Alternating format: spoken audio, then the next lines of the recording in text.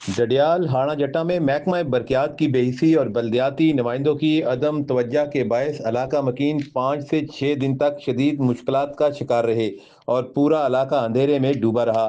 تفصیلات کے مطابق بجلی کے ٹرانسفارمر کی خرابی کے باعث معمولات زندگی بری طرح متاثر ہوئے، تاہم متعلقہ اداروں کی جانب سے بروقت کوئی کارروائی نہ کی جا سکی۔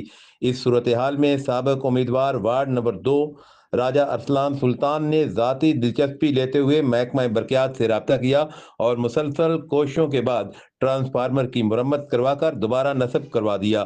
ٹرانسفارمر کی بحالی کے بعد علاقہ مکینوں نے سکھ کا سانس لیا اور خوشی کا اظہار کرتے ہوئے راجہ ارسلان سلطان کا شکریہ ادا کیا۔